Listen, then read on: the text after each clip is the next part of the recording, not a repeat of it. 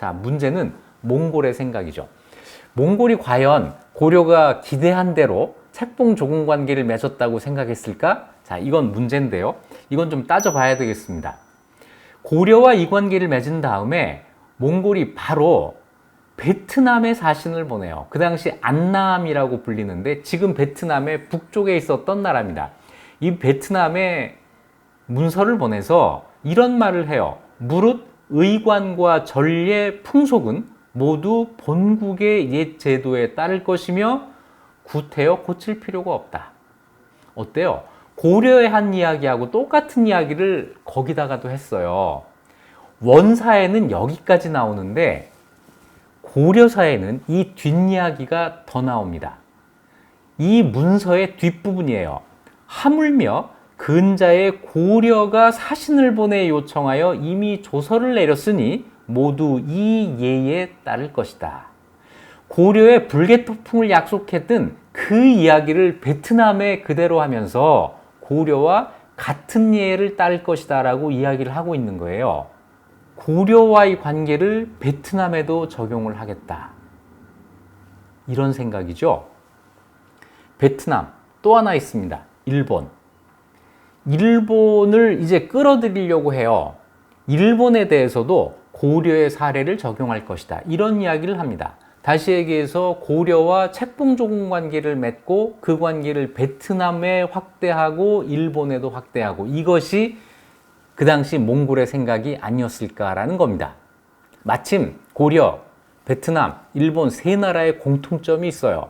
역사 속에서 언젠가 한 번은 중국 왕조와 책봉조공 관계를 맺은 적이 있는 나라들이라는 거죠. 이 세 나라는 모두 한자를 이해할 수 있는 나라들, 책봉조공의 뜻을 아는 나라들입니다.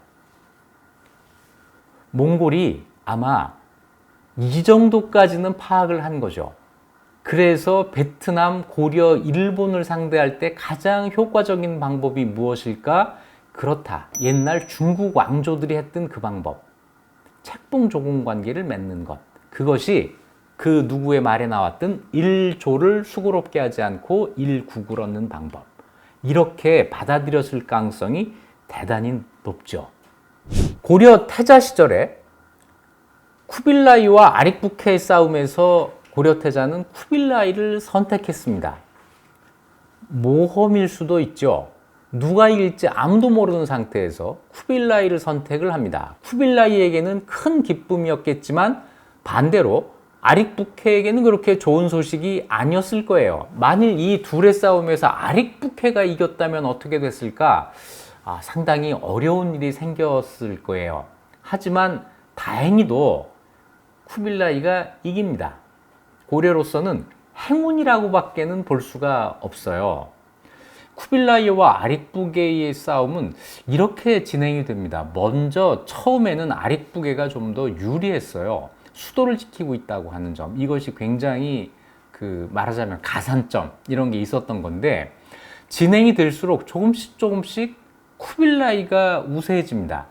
이것은 징기스칸의 네 아들, 이 아들들의 가문이 서로 다른 태도를 보이기 때문에 그런데요.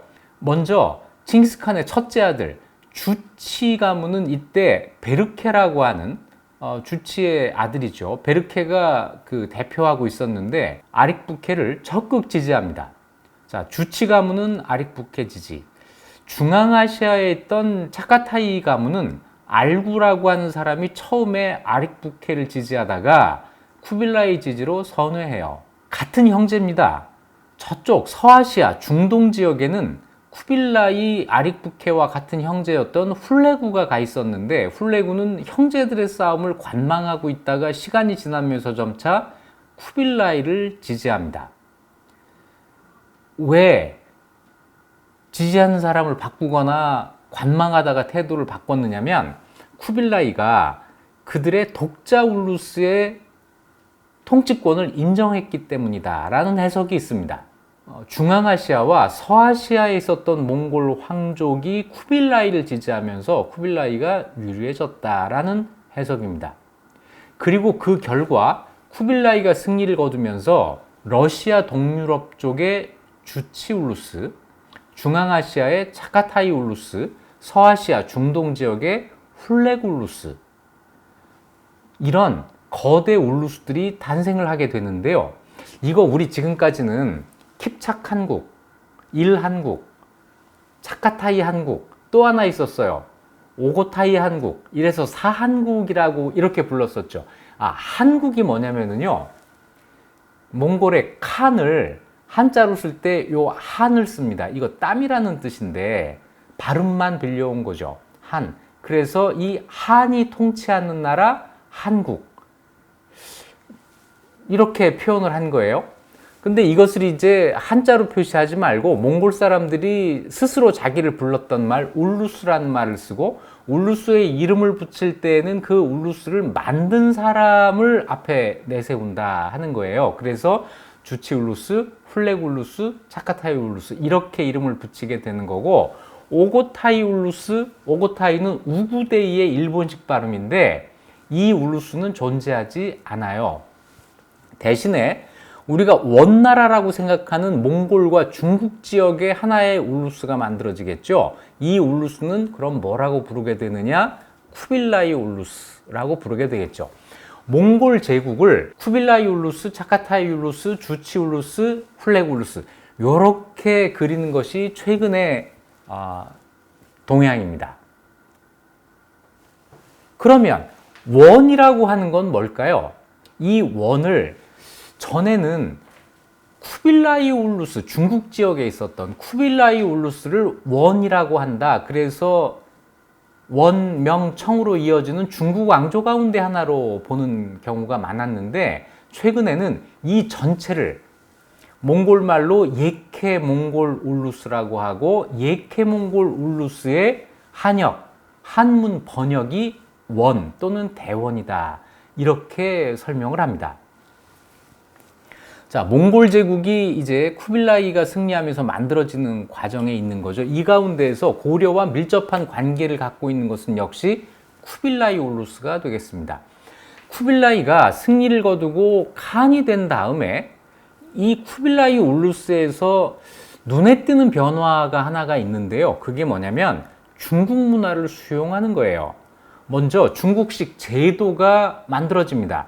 중서성, 추밀원, 어사대, 이거 그 이전에 중국 왕조가 가지고 있었던 정치 기구거든요. 이게 만들어집니다.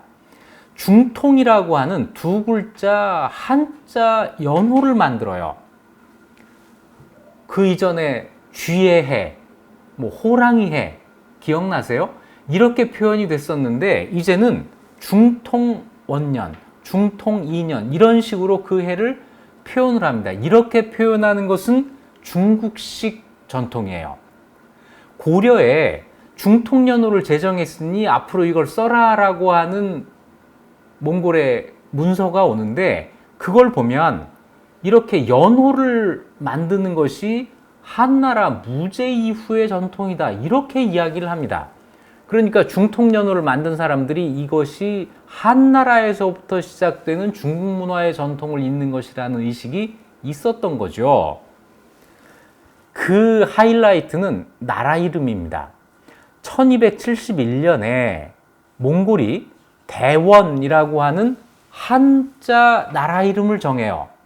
이 대원은 그냥 원나라가 우리 스스로 크니까 자존하는 의미에서 앞에 큰 대자를 붙이는 게 아니고, 예를 들어서 당나라 앞에 대당을 붙이고 이런 사례들이 있는데 그것과는 조금 달라요.